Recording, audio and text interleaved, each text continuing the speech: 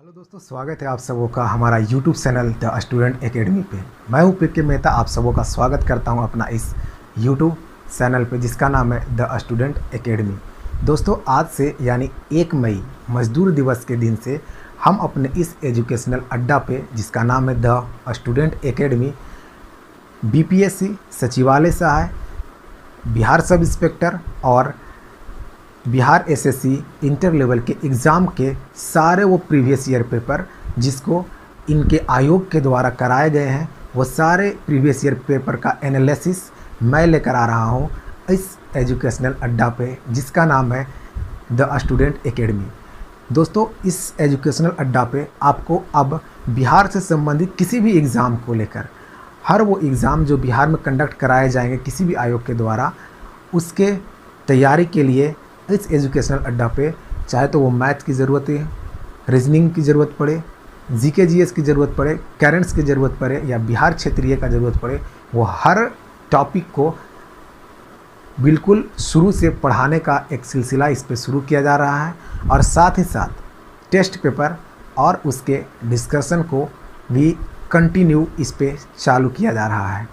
तो आज के दिन हम इस वीडियो में आपसे बातें कम और अपने काम को जल्दी शुरू करना चाह रहे हैं, जिसमें आज हम आपके लिए लेकर आए हैं एक सेट प्रैक्टिस जिसमें मात्र 50 क्वेश्चन है और उसका एनालिसिस मैं खुद कर रहा हूं।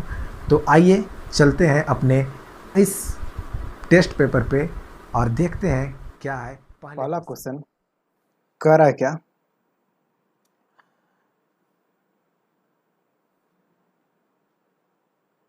अंग्ल नेपाल युद्ध किसके शासनकाल में हुआ था। पहला क्वेश्चन से कह रहा है कि अंग्ल नेपाल युद्ध जो है वो किसके शासनकाल में हुआ था। थोड़ा क्वेश्चंस को अपने अनुसार सेट कर लेते हैं ताकि लिखने के लिए जगह सही मिले। तो हम इस क्वेश्चन का एनालिसिस करते हैं। आइए, पहला क्वेश्चन जो है वो कह रहा है कि अंग्ल नेपाल जो युद्ध हुआ था उसके बारे में पूछा है कि ये किसके शासनकाल में हुआ था। तो अंग्ल नेपाल युद्ध जो था वो लॉर्ड हेस्टिंग के शासनकाल में हुआ था। इस गवर्नर का कार्यकाल जो था वो 1813 से 1823 तक था। इस गवर्नर के काल में और भी बहुत सारे महत्वपूर्ण घटना घटी थी, जैसे पिंडारियों का दमन किया गया,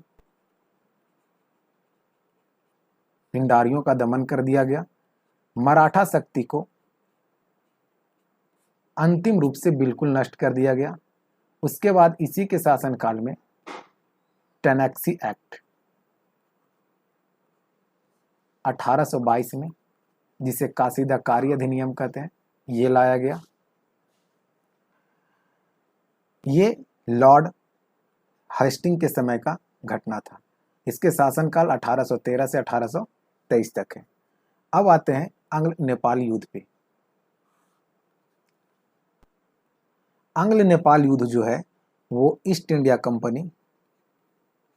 कंपनी वर्सेस गोरखा के बीच होता है। इस युद्ध की शुरुआत 1814 ईस्वी में हुआ और 1816 ईस्वी में सुगौली की संधि से समाप्त हुआ। इसमें अमर सिंह थापा जो नेपाल के थे, अमर सिंह थापा ने समर्पण किया और 1816 में यह युद्ध सुगौली की संधि के साथ समाप्त हो जाता है। कौन सा युद्ध? अंग्ल नेपाल युद्ध। इस तरह के और भी युद्ध आपको इतिहास में पढ़ने के लिए मिलेंगे। अंग्ल नेपाल युद्ध, अंग्ल बर्मा युद्ध, अंग्ल मैसूर युद्ध, अंग्ल मराठा युद्ध, अंग्ल सिख युद्ध। तो इस तरह के जितने भी युद्ध हैं इस पे हमने एक अलग से टॉपिक बनाने का निर्णय लिया है, क्योंकि इस प्रकार के क्वेश्चन अब एग्जाम में आते हैं और इस प्रकार के एक क्वेश्चन से काफ़ी सारे क्वेश्चन निकाले जाते हैं। ये युद्ध कब हुआ, किस गवर्नर के काल में हुआ, ये सब युद्ध जो है वो किस संधि के तहत समाप्त हुआ, किसकी हार हुई, किसकी जीत हुई। तो ये सारे क्वेश्चन जो है वो इस एक वीडियो में मैं कंबाइंड उसे बनाने जा रहा हूँ। तो थोड़ा इंतज़ार कीजिए, आपको वो वीडियो बहुत जल्द ही मिलेगा जो युद्ध स्पेशल वीडियो होगा, जिसमें खास तौर पे इस प्रकार के युद्ध को शामिल किया जाएगा। तो आइए थोड़ा हम अब जानते हैं नेपाल के बारे में। नेपाल से भी हाल ही में चर्चा में रहा था। नेपाल क्यों चर्चा में रहा था वो देखिए। नेपाल का विदेश मंत्रालय का ऐसा मानना था कि 1816 का जो सुगौली की संधि था, उस सुगौली के संधि के तहत भारत का वो 3 क्षेत्र, जिसका एक का नाम है काला पानी, काला पानी, दूसरे का नाम है लिम्पिया अधूरा,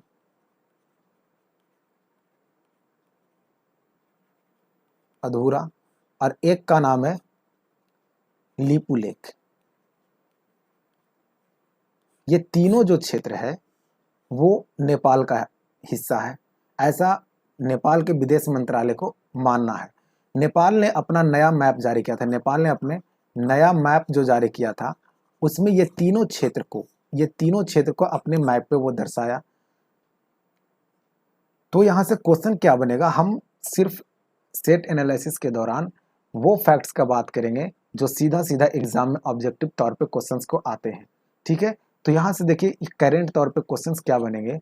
ये एक तो 1816 की सुगौली की संधि ये हाईलाइट हो गया इस कारण से, तो क्वेश्चन ये पूछा जा सकता है कि सुगौली की संधि किसके किसके बीच हुआ था। तो ईस्ट इंडिया कंपनी और गोरखा के बीच हुआ था। कब हुआ था? तो 1816 में हुआ था। और ईस्ट इंडिया कंपनी और गोरखाओं के बीच 1816 की जो सुगौली की संधि थी उसके तहत कौन कौन सा क्षेत्र जो था वो नेपाल के अधीन कहा गया था? तो काला पानी, लिपुलेख और लिम्पिया अधूरा। तो ये ऐसा माना गया है नेपाल के विदेश मंत्रालय के द्वारा। तो आपको याद रखना है कि हाल ही में नेपाल ने अपने नए मैप में, अपने नए नक्शे में निम्न में से कौन सा ऐसा क्षेत्र था जिसे, कौन सा ऐसा भारतीय क्षेत्र था जिसे वो अपने मैप पे दर्शाया था? तो एक था काला पानी, एक था लिम्पिया अधूरा और एक था लिपुलेख। तो करेंट तौर पे ये क्वेश्चन पूछे जा सकते हैं। इतना ही नहीं, एक और जो क्षेत्र था उसका नाम था सुस्ता क्षेत्र। ये था आपका, ये अगर यूपी है और ये बिहार है और यहाँ पे आपका पता है कि बिहार का और यूपी की जो सीमा है वो यहाँ पे पश्चिमी चंपारण के साथ लगता है। तो पश्चिमी चंपारण के पास एक क्षेत्र था जिसका नाम था सुस्ता क्षेत्र। यहाँ का भी एक क्षेत्र को उसने अपने मैप पे दिखाया था। तो इसके कारण नेपाल अभी हाईलाइट था भारत के साथ कुछ दिन पहले, जो ये 3 स्थान को उसने अपने नए नक्शे पे दिखाया था, जिसके कारण ये चर्चा में रहा था। नेपाल के राष्ट्रपति की बात करें तो यहाँ के राष्ट्रपति हैं विद्या देवी भंडारी और पीएम है खड़ग सिंह ओली। तो याद रखिएगा नेपाल जिसकी राजधानी काठमांडू है। अब आइए आगे आपको बताते हैं यहाँ से और क्या क्या। हमने यहाँ पे अंग्ल नेपाल युद्ध की बात कर ली, नेपाल से जुड़े हुए कुछ तथ्य जो चर्चा में रहा वो बात कर लिए। उसके बाद अब आते हैं अंग्ल नेपाल युद्ध के जैसा ही एक युद्ध और है जिसका नाम है अंग्ल मैसूर युद्ध। ठीक है, तो इस प्रकार से युद्ध जो है अंग्ल मैसूर युद्ध, अंग्ल मराठा युद्ध, उसके लिए हमने आपसे बोला है कि एक वीडियो मैं उसके लिए लेकर आऊँगा स्पेशल। पर आपको एक और हम बता देते हैं यहाँ पे अंग्ल मैसूर युद्ध के बारे में। थोड़ा सा आप देखिएगा कि अंग्ल मैसूर युद्ध के 3-4 जो युद्ध हुए, 4 युद्ध जो हुए हैं उसको किस प्रकार से याद रखा जाता है। तो देखिए यहाँ पे हम आपको बताने जा रहे हैं अंग्ल मैसूर युद्ध। तो ये सभी जो युद्ध है वो 1700 ईस्वी के घटना है। कब के घटना है? 1700 ईस्वी के घटना है। तो हम जो इसे याद करते हैं वो एक एक करके याद करते हैं और वो हमेशा कन्फ्यूजन के विषय बने रहते हैं और आपको एग्जाम में वो क्वेश्चंस को गलत हो जाते हैं। तो आपको याद किस प्रकार से रखना है कि अंग्ल मैसूर युद्ध जो है वो सभी अंग्ल मैसूर युद्ध 1700 ईस्वी के घटना में घटे हैं। तो आपको याद रखना है। अब क्या याद इस प्रकार से रखिए जैसा मैं बता रहा हूँ, 67, 69, 80, 84, 90, 92, 99। क्या लिखे हम? 67, 69, 80, 84, 90, 92, 99। ये क्या है? पहला जो अंग्ल मैसूर युद्ध है ये, दूसरा जो अंग्ल मैसूर है ये, तीसरा अंग्ल मैसूर युद्ध ये और चौथा अंग्ल मैसूर युद्ध ये। कहने का मतलब ये है मेरा कि पहला जो अंग्ल मैसूर युद्ध है वो 1767 से 1769 तक चला। दूसरा है जो 1780 से 1784 तक चला। तीसरा है 1790 से 1792 तक चला और चौथा जो है वो 1799 में खत्म हो गया। तो यहाँ से याद किस प्रकार रखना है? सिर्फ आपको याद ही रखना है कि जो अंग्ल मैसूर युद्ध है वो 1700 ईस्वी की घटना है। और ये वाले जो 4 टर्म है इसे आप एक ही सुर में याद कर लीजिए, सीधा सीधा इस प्रकार से 67, 69, 80, 84, 90, 92, 99। क्या याद करना है? 67, 69, 80, 84, 90, 92, 99। यानी 1767 से 69 पहला मैसूर युद्ध, दूसरा 80 से 84, तीसरा 90 से 92 और चौथा 1799 में आंग्ल मैसूर युद्ध हुआ था। अब आइए यहाँ पे जानते हैं कुछ और तथ्य इससे जो जानने के लिए है।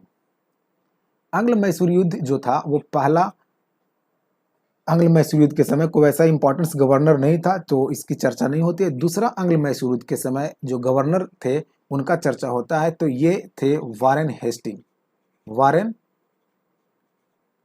हेस्टिंग्स। दूसरा आंग्ल मैसूर युद्ध के समय अगर पूछे कि गवर्नर कौन था या फिर किसके शासनकाल में दूसरा आंग्ल मैसूर युद्ध हुआ था, तो वारेन हेस्टिंग के समय में। तीसरा जो आंग्ल मैसूर युद्ध हुआ था वो वालिस के समय में, वालिस के समय में। और चौथा आंग्ल मैसूर जो हुआ था वो लॉर्ड वेलेजली के समय में। किसके समय में? लॉर्ड वेलेजली के समय में। अब यहाँ पे आते हैं कि ये जो तीनों युद्ध थे वो समाप्त हुए थे किस संधि के तहत। तो देखिए पहला जो था ये जो पहला था वो मद्रास के संधि के तहत समाप्त हुआ। दूसरा जो था वो मैंगलोर के संधि के तहत। और चौथा जो था वो श्रीरंगपट्टनम के संधि के तहत। और चौथा में टीपू सुल्तान की मृत्यु हो जाती है, चौथा में कोई संधि नहीं होता है। तो देखिए कितना आसान है यहाँ पे सभी चीज को एक ही बार में याद करने का, कि आंग्ल मैसूर युद्ध को याद करना है। कब की ये घटना है? तो 1700 ईस्वी की घटना है, 1700 ईस्वी की घटना। और कौन कौन से 4 डेट याद करना है हमें? तो 67, 69, 80, 84, 90, 92, 99। पहला में कोई गवर्नर जनरल नहीं, दूसरा में वारेन हेस्टिंग, तीसरा में कर्नवालिस, चौथा में वेलेजली। पहला मद्रास के संधि के तहत, दूसरा मैंगलोर के संधि के तहत, तीसरा श्रीरंगपट्टनम के संधि के तहत, चौथा में टीपू सुल्तान की मृत्यु हो जाती है। तो इस प्रकार से हम ये युद्ध को याद करते हैं, और जो काफ़ी आसान तरीका है याद करने का। और ऐसे क्वेश्चंस अब एग्जाम में आने लगे हैं और काफ़ी परेशान रहते हैं बच्चे इस क्वेश्चंस को लेकर कि इस क्वेश्चन को किस प्रकार से याद किया जाए। तो मैं एक कंप्लीट वीडियो इस प्रकार के जितने भी युद्ध हैं उस पर लेकर आ रहा हूँ, आप थोड़ा इंतज़ार कीजिए। चलते हैं अगले क्वेश्चन की ओर, और अगला क्वेश्चन क्या कहता है। नेक्स्ट है दूसरा क्वेश्चन।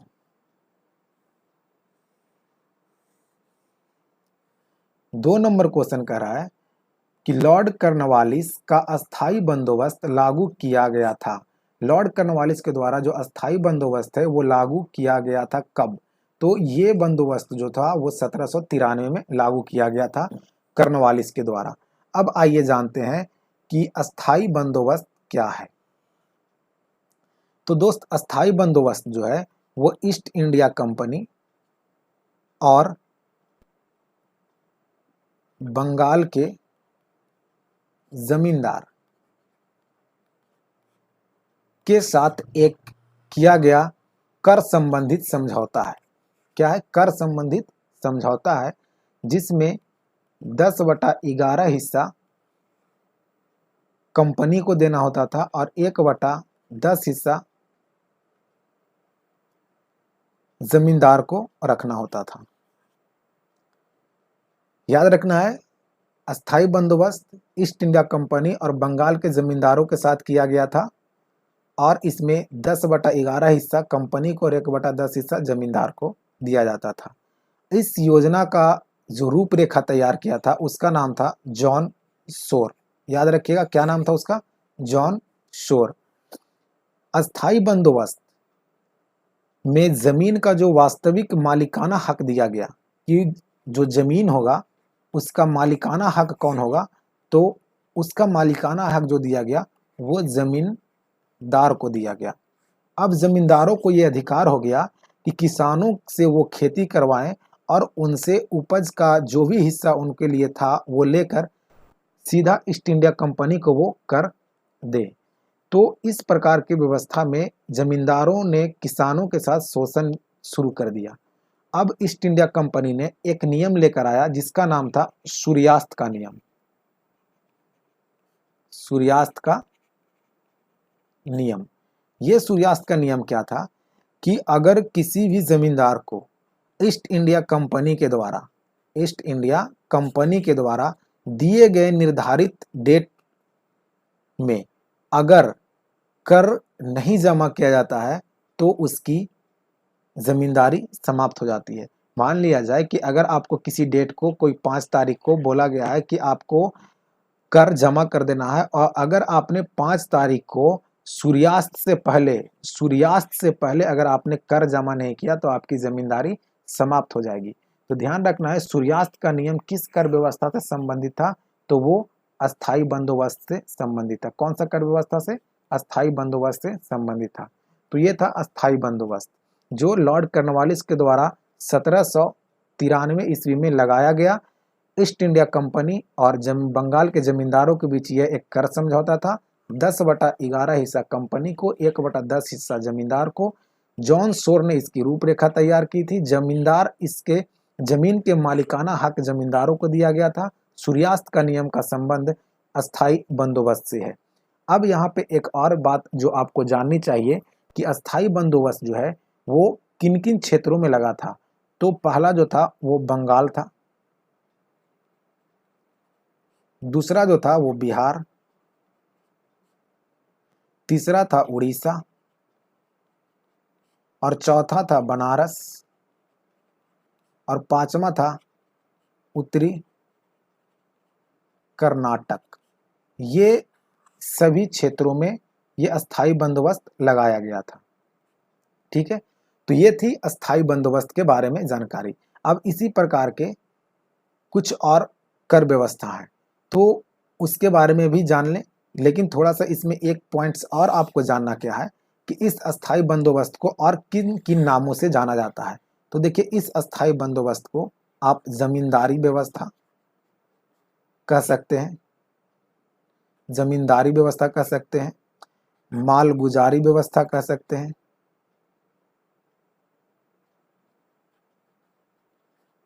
और इस्तेमेदारी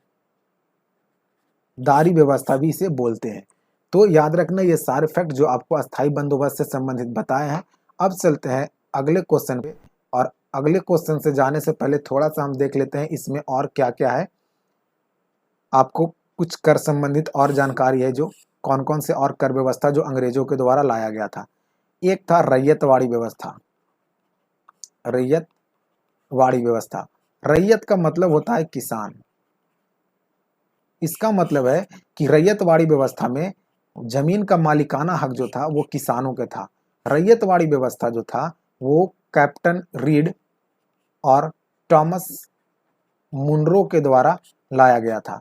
कैप्टन रीड ने 12 महल जिला में लगाया था 1792 में, और थॉमस मुनरो ने 1820 में लगाया इसे मद्रास में।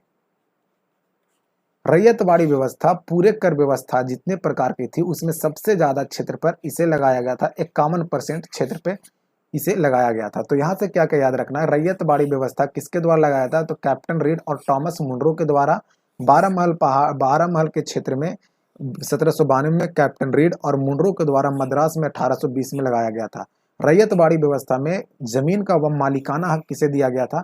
तो ये दिया गया था आपके किसानों को दिया गया था, और सबसे बृहद क्षेत्र पर यह लगाया गया था 51% क्षेत्र पर। इसी प्रकार का एक और कर व्यवस्था है जिसका नाम है महालवाड़ी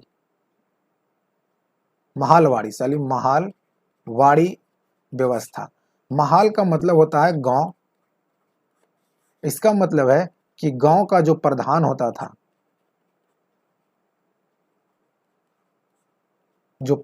था, वही इसमें इसका मालिकाना हक होता था जमीन का। महालगुजारी व्यवस्था को लाने के लिए महालवाड़ी व्यवस्था को लाने के लिए जो श्रेय जाता है वो हॉल्ट मैकेंजी को जाता है। तो ये 3-4 जो कर व्यवस्था थी उसे आपको जानना जरूरी था, और यहाँ से क्वेश्चन हमेशा आते हैं। और भी कुछ तथ्य ऐसे हैं जो कि रैयतवाड़ी व्यवस्था और महालवाड़ी व्यवस्था में बताना है, पर थोड़ा सा ये वीडियो लंबा हो जाएगा जिसके कारण थोड़ा सा कम हम बता रहे हैं। पर आगे जो भी वीडियो आएंगे उसमें हम और भी फैक्ट्स को जोड़ेंगे और भी चीज़ों को आपको बताते साथ में चलेंगे। ताकि आपकी जानकारी पूरी हो और आप हर क्वेश्चंस का आंसर कर सके। चलिए आते हैं अगले क्वेश्चन पे, और अगला क्वेश्चन कुछ इस प्रकार है। तीसरा नंबर क्वेश्चन, तीसरा नंबर क्वेश्चन कह रहा है दोस्त कि मुंगेर के बारहिया ताल विद्रोह का उद्देश्य क्या था। तो मुंगेर का बारहिया ताल विद्रोह का उद्देश्य था वाकसत भूमि की वापसी की मांग करना। वाकसत भूमि की वापसी की मांग करना मुंगेर के बारहिया ताल विद्रोह का उद्देश्य था। कुछ खास इसमें जानने योग्य बातें हैं नहीं, तो बस सिंपल सा याद रखिए कि मुंगेर का बारहिया ताल जो क्षेत्र था उसमें जो विद्रोह हुआ उसका मुख्य उद्देश्य क्या था, तो वाकसत भूमि को वापसी की मांग करना। आइए अब चलते हैं अगले क्वेश्चन पे और क्वेश्चन नंबर 4 को देखते हैं। क्वेश्चन नंबर 4 क्या कहता है। क्वेश्चन नंबर 4 आपके पास इस प्रकार है, कह रहा है मुंडाओं का विद्रोह खड़ा हुआ था। देखिए यहाँ पे थोड़ा सा ऑप्शन मिसमैच कर गया है, तो आपको हम सही जो जानकारी वो देते हैं। मुंडा विद्रोह जो हुआ था वो 1899 से 1899 से 1900 ईस्वी में ये हुआ था। वैसे आप 1895 कर सकते हैं, क्योंकि बोला गया है कि कब खड़ा हुआ था, तो ये खड़ा हुआ था यानी ये शुरुआत जो हुई थी, यानी जो प्रारंभ कह सकते हैं, तो 1895 से हुआ था। लेकिन मुख्यतः इसे कहा जाता है 1899 से 1900 ईस्वी तक। इसके नेता जो थे वो बिरसा मुंडा थे, बिरसा मुंडा थे। और इस विद्रोह के उलगुल्ला विद्रोह के नाम से भी जाना जाता है। तो ध्यान रखना है मुंडा विद्रोह के बारे में ये जानकारी आपको। उसी प्रकार से अब चलते हैं अगले क्वेश्चन पे। जो अगला क्वेश्चन है वो है आपका 5 नंबर क्वेश्चन। और 5 नंबर क्वेश्चन क्या कर रहा है, आइए देखते हैं 5 नंबर क्वेश्चन को। 5 नंबर क्वेश्चन कर रहा है दोस्त कि अलवार कौन थे। तो अलवार जो थे वो विष्णु के उपासक थे, या नैना, या फिर आपका नारायण के, नारायण। आपको अगर ऑप्शन में विष्णु ना मिले तो आंसर कीजिएगा नारायण को। लेकिन अगर पूछे वही कि नैनार किसके थे, नैनार किसके उपासक थे, तो नैनार जो थे वो शिव के उपासक थे। याद रखना है, नैनार किसके उपासक थे, शिव के। और अलवार किसके थे, तो विष्णु के उपासक थे। आइए आते हैं छठे क्वेश्चन पे। और छठा क्वेश्चन क्या कहता है कि रोमन बस्ती कहाँ से प्राप्त हुई है। तो रोमन जो बस्ती है दोस्त वो मिला है अरिकेमेंडू से। कहाँ से मिला है, अरिकेमेंडू से मिला है। ये अरिकेमेंडू जो है वो पड़ता है पांडिचेरी में, जो पहले कभी फ्रांसीसियों के अधीन था। किसके अधीन था, फ्रांसीसियों के अधीन था। पांडिचेरी को वर्तमान में पुडुचेरी के नाम से जाना जाता है। आइए देखते हैं पांडिचेरी के बारे में कुछ विशेषता इसकी, कि पांडिचेरी में कितने जिले हैं और ये कितने क्षेत्र पे बसा हुआ है। चलते हैं मैप पे, ये है मैप।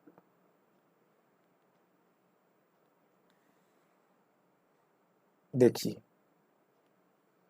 ये एक पांडिचेरी यहाँ पे, एक पांडिचेरी यहाँ पे, एक इधर में पांडिचेरी और एक ये पांडिचेरी।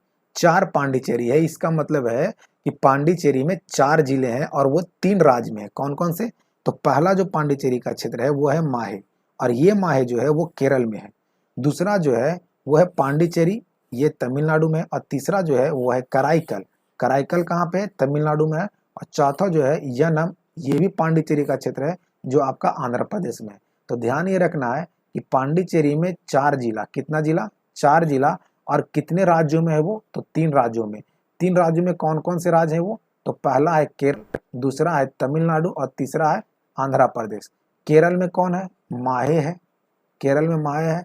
तमिलनाडु में कौन है, तो पांडिचेरी और कराईकल है। और आंध्र प्रदेश में कौन है, तो यनम है आंध्र प्रदेश में। तो याद रखना ये इतना सारा फैक्ट जो आपको हम बताए हैं। चले अगले क्वेश्चन पे। हम थे क्वेश्चन नंबर 6 पे। रोमन सिक्के कहाँ से मिले हैं, तो ये अरिकेमेंडू से मिले हैं। और अरिकेमेंडू कहाँ है, पांडिचेरी में, और ये फ्रांसीसियों के अधीन था। चलिए अब आते हैं अब क्वेश्चन नंबर 6 का कुछ और ऑप्शन को देखते हैं क्या क्या था क्वेश्चन नंबर 6 के कुछ ऑप्शन में।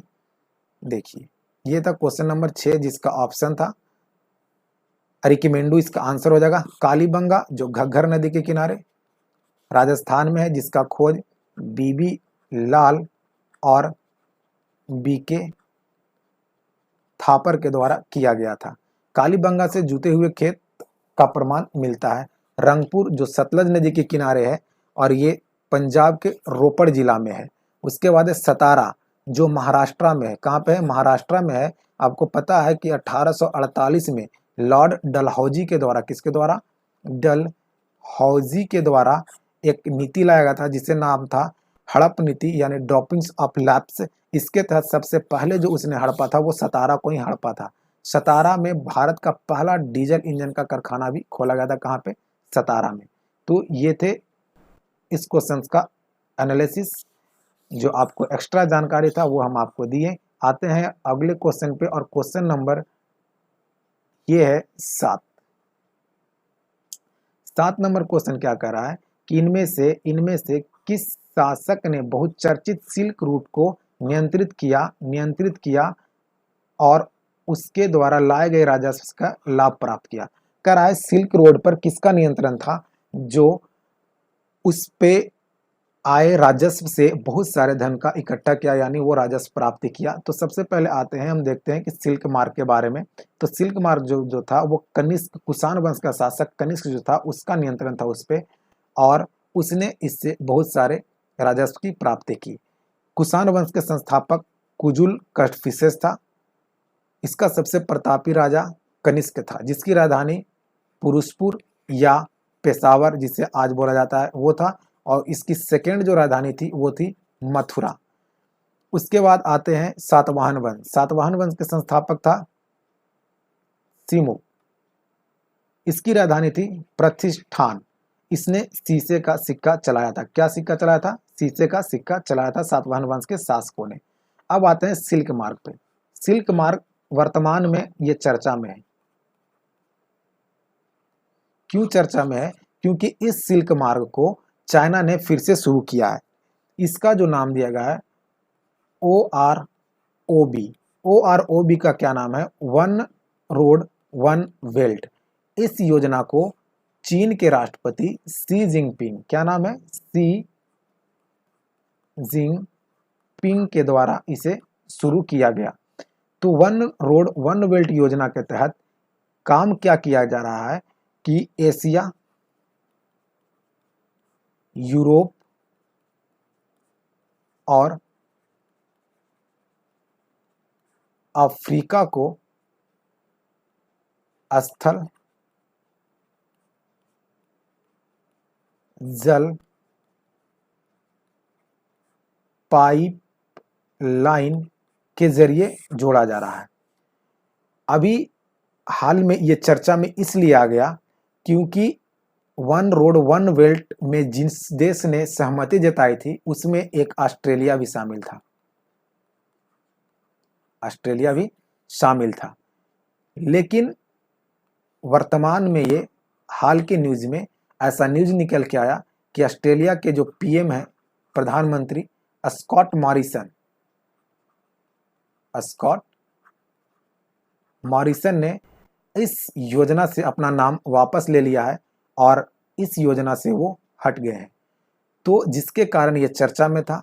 भारत ने इस योजना पे असहमति जताया है। कारण क्या है इस योजना पे भारत का असहमति जताने का, वो थोड़ा देखते हैं मैप के सहारे। देखिए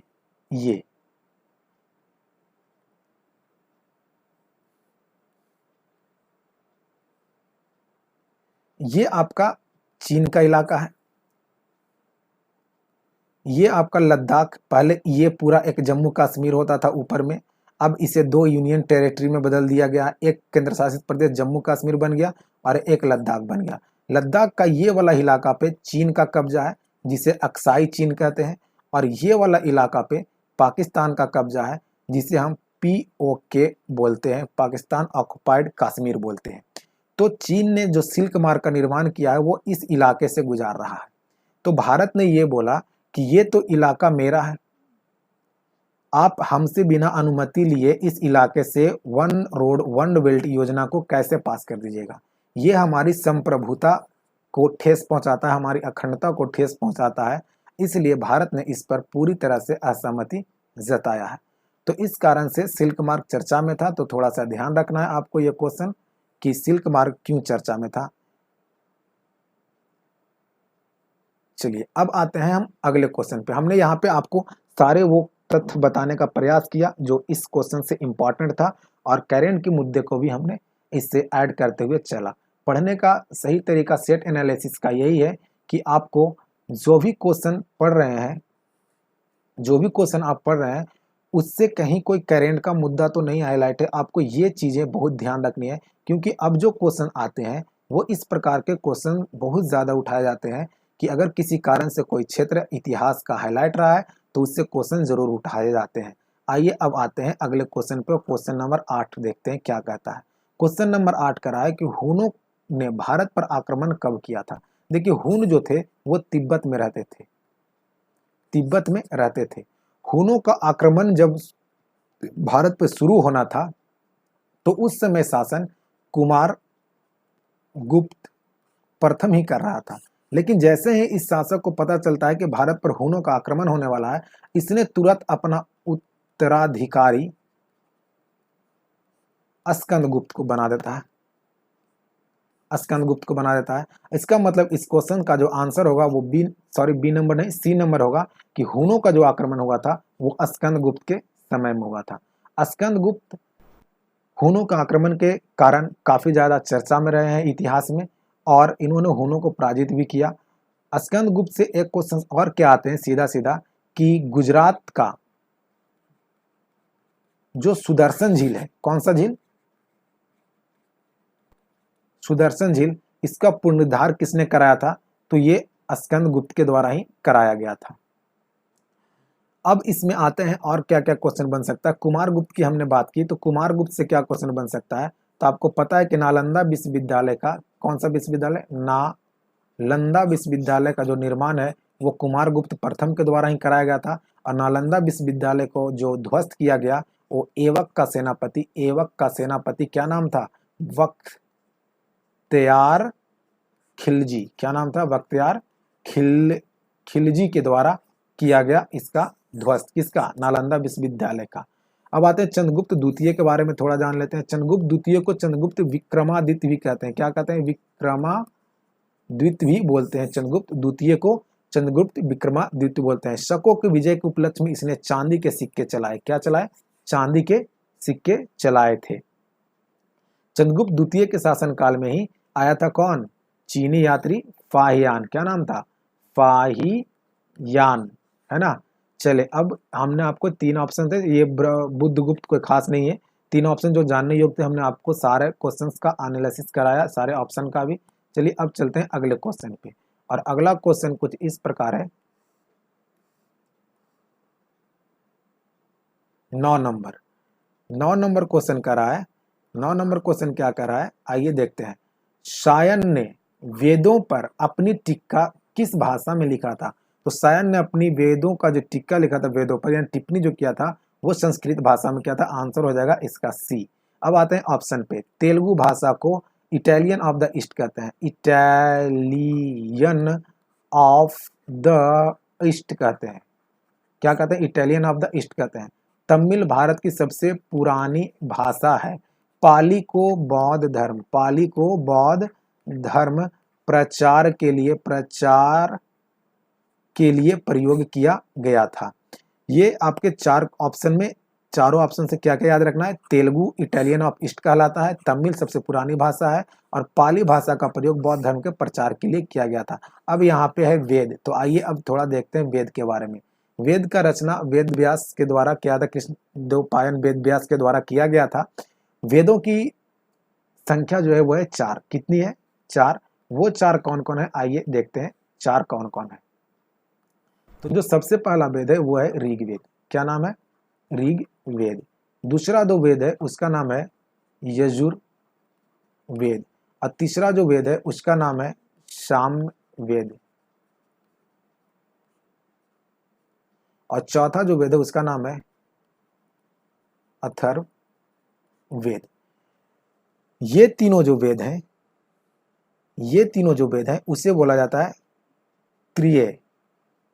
इसे क्या बोला जाता है, त्रिय। क्वेश्चन पूछा हुआ है एग्जाम में, निम्नलिखित में से कौन सा ऐसा वेद है जो त्रिय में शामिल नहीं है, तो अथर्ववेद जो है वो त्रिय में शामिल नहीं है। ध्यान रखिएगा, ये अथर्ववेद त्रिय में शामिल नहीं है। अब आइए ऋग्वेद के बारे में जानते हैं।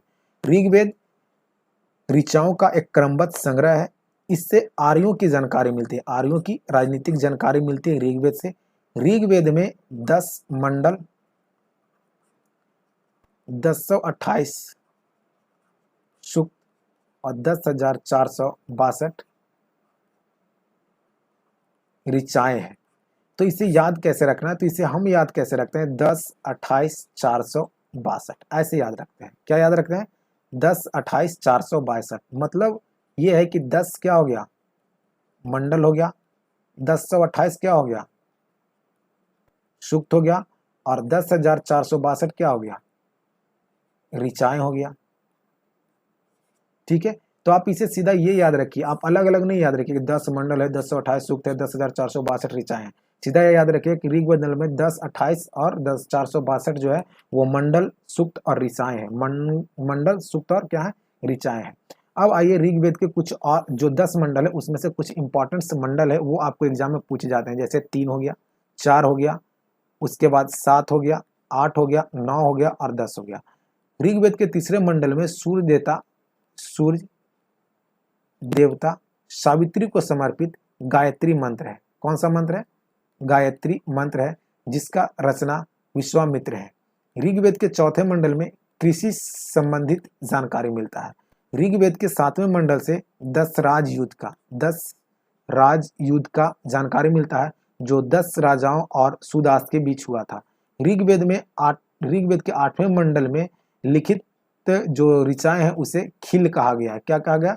खिल कहा गया है। 9वें मंडल से सोम देवता का चर्चा होता है और 10वें मंडल में चतुष्वर्णीय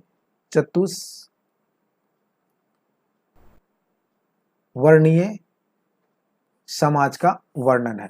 तो ये थे ऋग्वेद से संबंधित कुछ जानकारियां। ऋग्वेद पढ़ने वाले ऋषियों को होत्री बोला जाता है। क्या बोला जाता है? होत्री बोला जाता है। और भी कुछ ऋग्वेद से संबंधित अभी जानकारी है जो आपको और भी पेपर एनालिसिस के दौरान दिया जाएगा।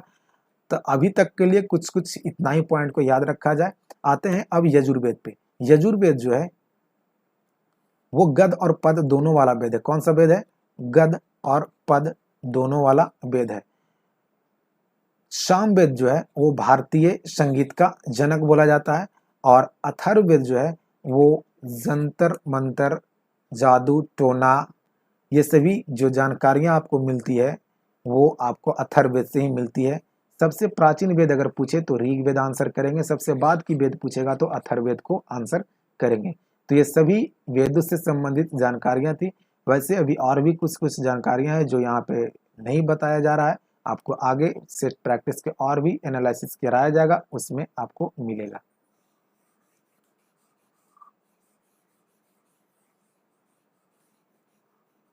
चलिए अब आते हैं अगले क्वेश्चन पे।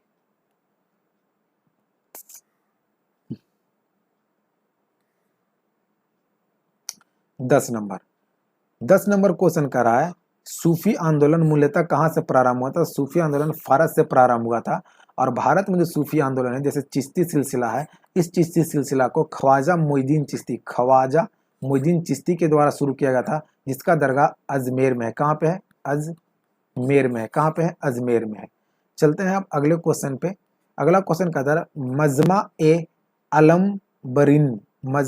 अलम्बरीन जो है वो 2 महासागरों का मिलन का रचना है। ये रचना किसके द्वारा किया गया है?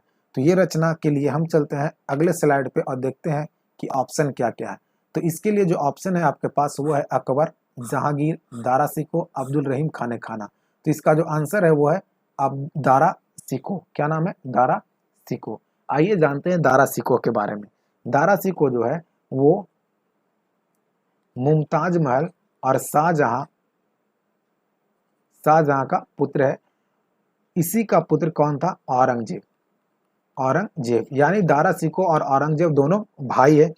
दारा सिको को शाहजहां उत्तराधिकारी के रूप में देखना चाहता था, पर ये बातें औरंगजेब को पसंद नहीं थी।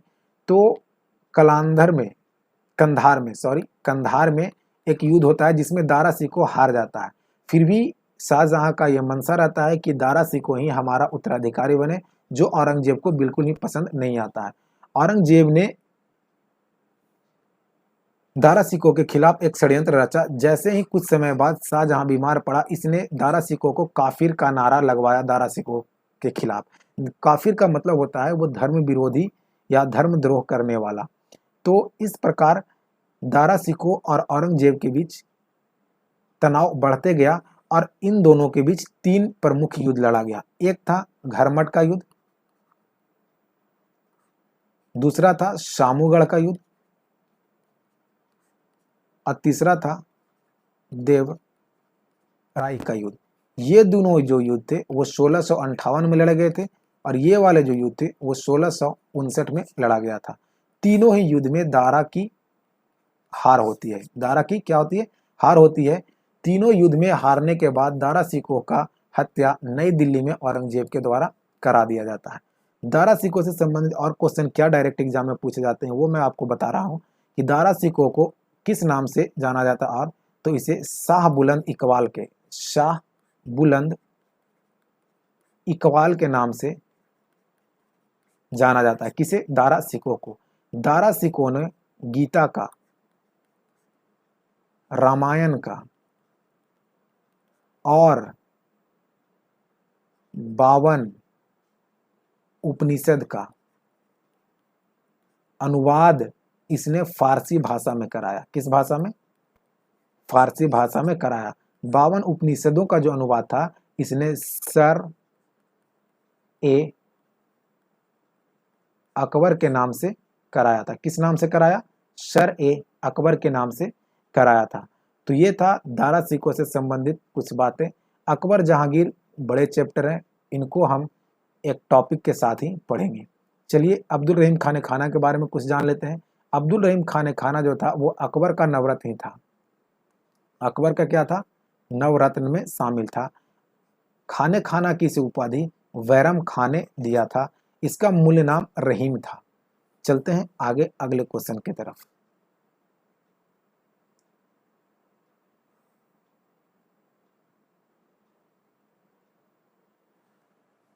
कर रहा है अगला क्वेश्चन 12 नंबर।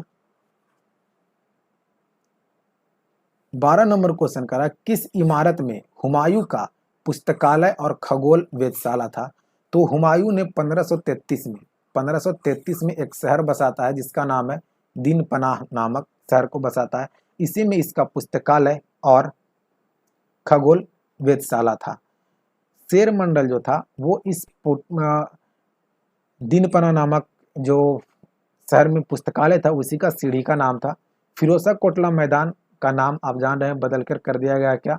अरुण जेटली मैदान स्टेडियम। चलते हैं अगले क्वेश्चन पे। और अगला क्वेश्चन क्या है आइए देखते हैं अगले क्वेश्चन को।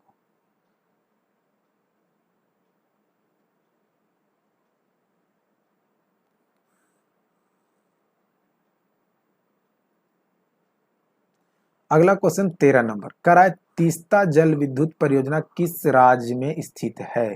तो तीस्ता जल विद्युत परियोजना जो है वो सिक्किम में स्थित है, क्योंकि सिक्किम से ही तीस्ता नदी निकलती है और पश्चिम बंगाल होते हुए ये ब्रह्मपुत्र नदी में मिल जाती है। आइए मैप के द्वारा इसे हम देखते हैं।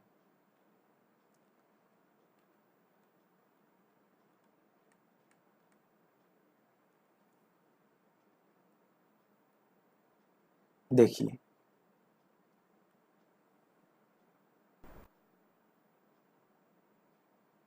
ये है जेमू ग्लेशियर, यहां से निकलती है ये एक नदी जिसका नाम है तीस्ता। और ये वाला जो राज्य है, ये राज्य जो है येलो कलर से जिसने मैंने हाईलाइट किया, ये है सिक्किम।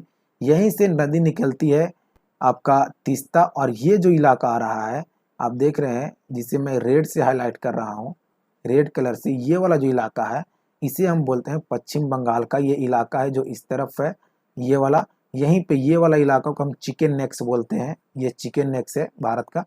तो यहीं से ये नदी निकलती है तीस्ता और इस तरफ आते हुए यहाँ पे ये देखिए बांग्लादेश में आपका ये ब्रह्मपुत्र नदी इधर से आ रही है और इसमें आपका ये तीस्ता नदी मिल जाती है। तो हमसे जो क्वेश्चन पूछा गया है वो पूछा गया है कि तीस्ता जल विद्युत परियोजना किस राज्य में है? तो ये सिक्किम है तीस्ता जल विद्युत परियोजना। ध्यान रखना तीस्ता जल विद्युत परियोजना किस राज्य में है? सिक्किम राज्य में है। चलिए आते हैं आगे अगले क्वेश्चन पे।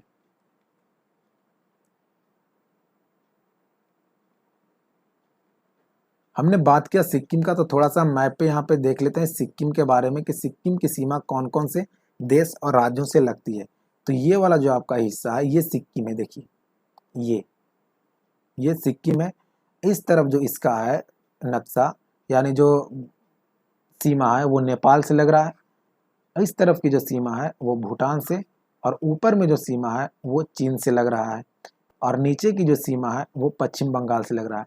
यानी सिक्किम एक ऐसा राज्य है जिसकी सीमा तीन देश से, एक नेपाल, एक सिक्किम एक चीन और एक भूटान से मिलता है, और एक तरफ पश्चिम बंगाल से इसकी सीमा लगती है। आइए आते हैं अब अगले क्वेश्चन पे। अगला क्वेश्चन है 14 नंबर। 14 नंबर क्वेश्चन, कौन सा राज्य भारत का शक्कर का प्याला कहलाता है? तो यूपी को भारत में शक्कर का प्याला कहते हैं, और पूरे विश्व में शक्कर का प्याला जो है वो क्यूबा को कहा जाता है। चले आए अगले क्वेश्चन पे, कराए मानस नदी किस नदी का उपनदी है? यानी मानस जो है वो किसकी सहायक नदी है, ये पूछा जा रहा है। तो मानस जो है वो ब्रह्मपुत्रा की सहायक नदी है। किसकी सहायक नदी है? ब्रह्मपुत्रा की सहायक नदी है। आइए, अभी हमने आपको दिखाया था ब्रह्मपुत्रा नदी तंत्र। चलते हैं एक बार फिर से हम उस मैप पे जहाँ पे ब्रह्मपुत्रा नदी के बारे में जिक्र हो रहा था। देखिए, ये है ब्रह्मपुत्रा नदी तंत्र, और ये है आपका मानस। हम आपको दिखा देते हैं मानस नदी कहाँ पे है। देखिए,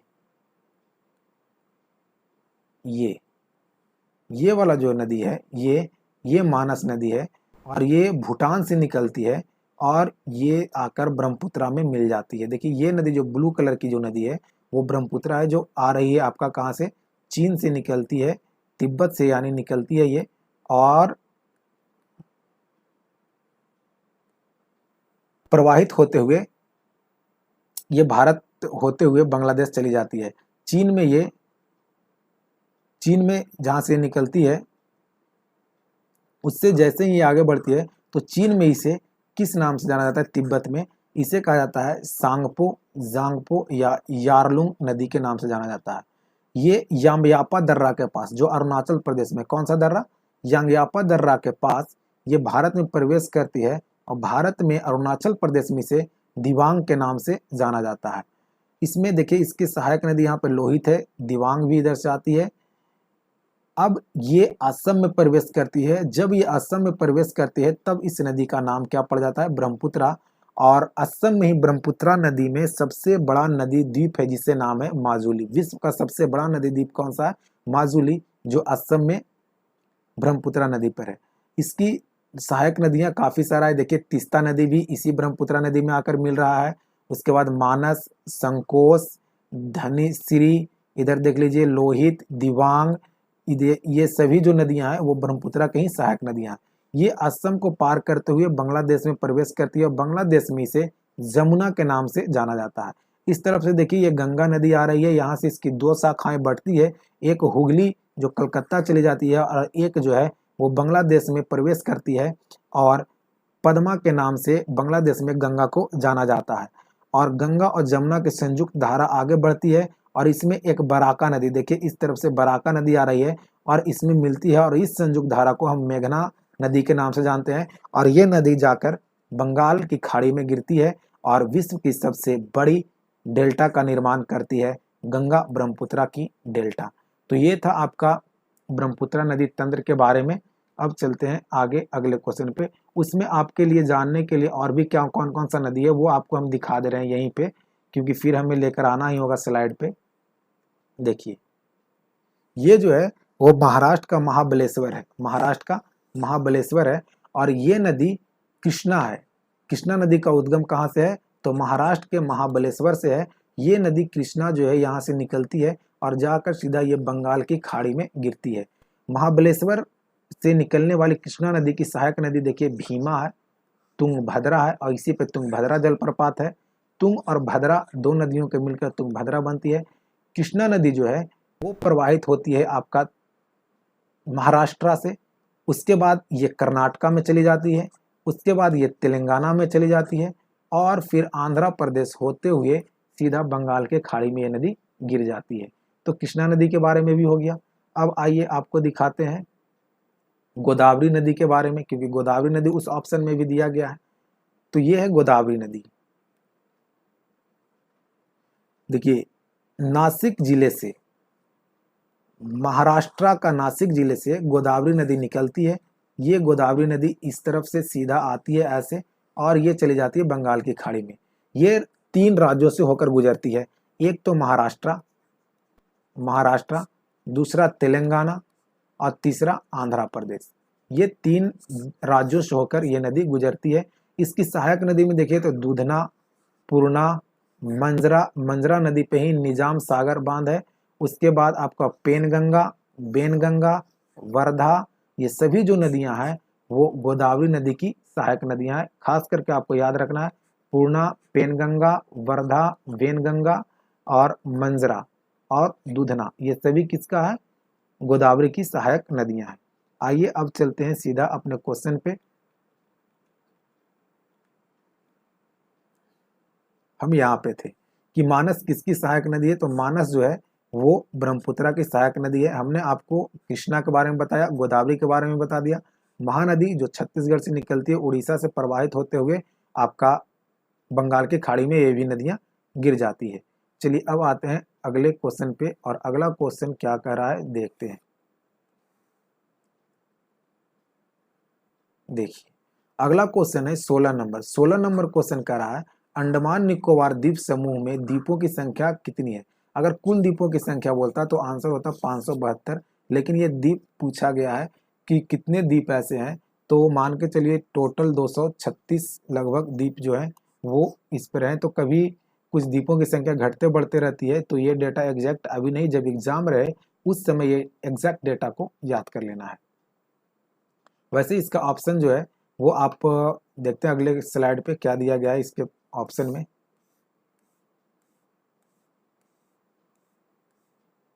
जी 220। वैसे आप इस डेटा को अभी कंटिन्यू मत याद रखिए, क्योंकि ये डेटा चेंज हो सकता है। तो आगे जब एग्जाम का वक्त रहेगा तो उस समय इस एक्चुअल डेटा को बताया जाएगा। चलिए आते हैं, निम्नांकित युग्मों में से किसे सुमेलित नहीं है, यानी कौन सा सुमेलित नहीं है। तो देखिए, बामडीला दर्रा जो है वो अरुणाचल प्रदेश में, बिल्कुल सही है। ये नाथुल्ला दर्रा है, ये भी सिक्किम में, बिल्कुल सही है। ये भोरघाट दर्रा जो है वो हिमाचल प्रदेश में नहीं है, ये पश्चिमी घाट में है और ये महाराष्ट्र में है, महाराष्ट्र में है। पालघाट दर्रा जो है वो केरल में है। आइए हम देखते हैं कुछ दर्रा नक्शे पे मैप के सहारे।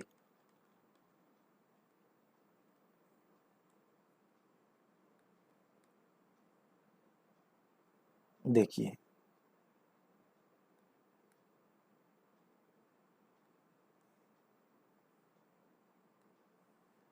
हम ऊपर से आते हैं आपका जम्मू कश्मीर से।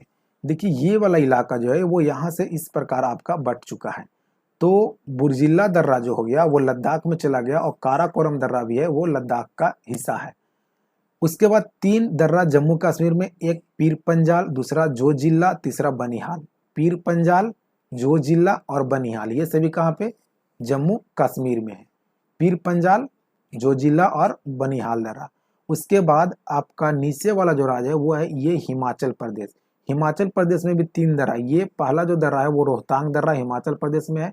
ये वाला दर्रा है बारालाचा, और ये वाला जो दर्रा है वो सिप किला है। तो ये तीनों दर्रा कहाँ पे है? हिमाचल प्रदेश में, रोहतांग, बारालाचा और सिप किला।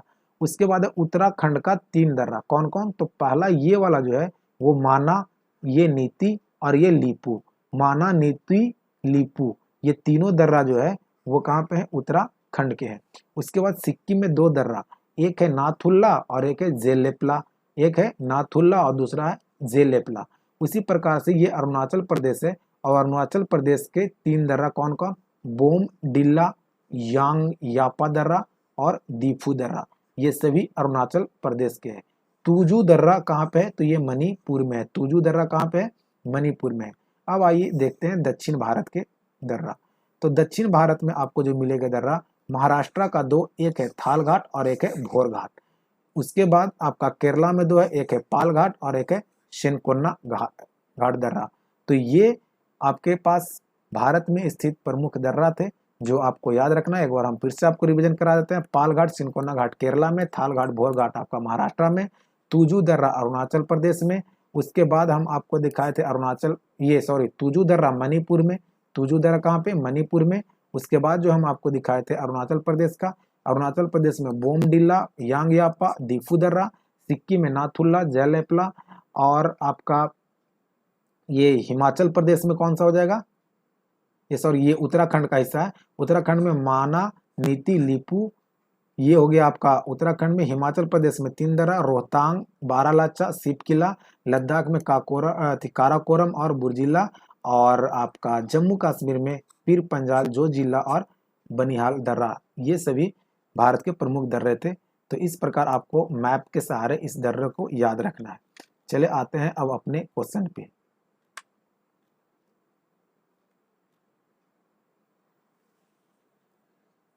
तो इसका आंसर जो हो जाएगा वो सी नंबर हो जाएगा। भोरघाट दर्रा आपका कहाँ पे है? महाराष्ट्र में। चलिए आते हैं 18 नंबर क्वेश्चन पे। और 18 नंबर क्वेश्चन क्या कह रहा है?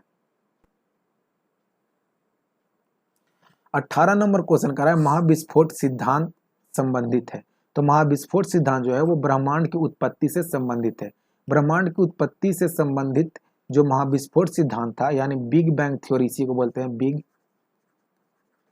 Bang theory. इसे दिया था एफ जॉर्ज लेमेंटर। और इसकी व्याख्या जो था बाद में वेगनर महोदय ने किए थे।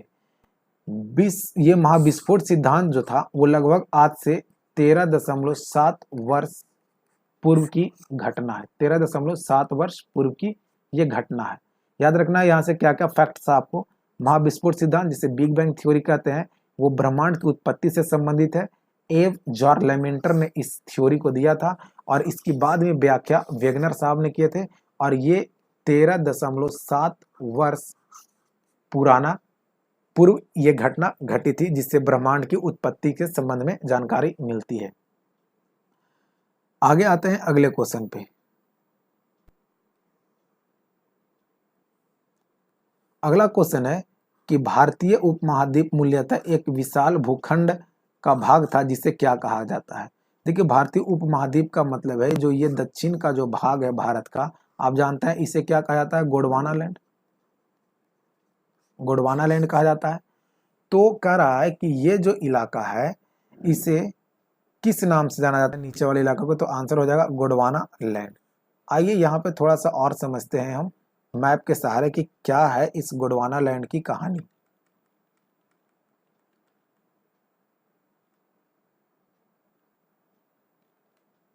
देखिए, ये है लॉरेशिया और ये है गोंडवाना लैंड, ये है टेथिस सागर। ये लॉरेशिया और गोंडवाना लैंड, ऐसा नहीं है कि गोंडवाना लैंड सिर्फ दक्षिण भारत का ही हिस्सा था, वही गोंडवाना लैंड है। अब देखिएगा गोंडवाना लैंड, ये पूरा जो इलाका है ये वाला इलाका, ये पूरा गोंडवाना लैंड का हिस्सा है। और ये वाला जो ऊपर वाला हिस्सा है ये लॉरेशिया का हिस्सा है। गोंडवाना लैंड से टूटकर जो बनने वाले महादेश हैं उसमें से देखिए ये वाले आकृति आप देखिएगा, ये वाला आकृति, तो आपको समझ में आएगा कि ये दक्षिण अमेरिका का मैप है। वहीं आप ये वाले आकृति को देखिएगा, इस वाले आकृति को, तो आपको देखने से लगेगा ये अफ्रीका महादेश का मैप है। और ये जो छोटा सा है ये आपको दिखाई पड़ रहा है, ये मेडागास्कर है। नीचे में अंटार्कटिका महादेश है। और ये वाला जो हिस्सा है वो ऑस्ट्रेलिया का है। और ये अपना दक्षिण भारत का हिस्सा है। और ये जब हलचल हुई थी तो ये फैलाव होकर सभी अपने अपने इलाकों में प्रवाहित हो गए। और दक्षिण भारत का जो भूखंड है वो गोंडवाना लैंड कहलाया। और उत्तर भारत का निर्माण नदियों द्वारा लाई गई मिट्टियों से है। ये टेथिस सागर है और यही लॉरेशिया जिसे अंगारा लैंड बोलते हैं, और ये नीचे वाले को हम गोंडवाना लैंड बोलते हैं। इन दोनों के बीच हुए एक हलचल में दोनों एक दूसरे की ओर दबाव बनाने लगे। तो इस दबाव के दौरान जो टेथिस सागर में उत्थान हुआ, जो इनके मलबे का उत्थान हुआ, जिससे आपका आज हिमालय का निर्माण हुआ है। तो टेथिस सागर पे ही हिमालय आज है। तो ध्यान रखना है, ये है लॉरेशिया, ये है गोंडवाना लैंड से कौन कौन सा महादेश बने हैं, तो दक्षिण अमेरिका, अफ्रीका, उसके बाद भारत का भी एक हिस्सा बना है, और ऑस्ट्रेलिया और अंटार्कटिका। चलिए अब आते हैं अपने क्वेश्चन पे। तो आंसर जो इसका हो जाएगा वो डी नंबर हो जाएगा। नेक्स्ट क्वेश्चन आइए अब देखते हैं अगला क्वेश्चन क्या करा है। अगला क्वेश्चन करा है दोस्त, स्वर्णी चतुर्भुज। स्वर्णी चतुर्भुज जो है क्या है, तो ये राष्ट्रीय राजमार्ग परियोजना है। क्या है? एक राष्ट्रीय राजमार्ग परियोजना है जो भारत के 4 महानगरों को जोड़ता है। ये भी आइए आपको हम स्लाइड से दिखा देते हैं क्या है ये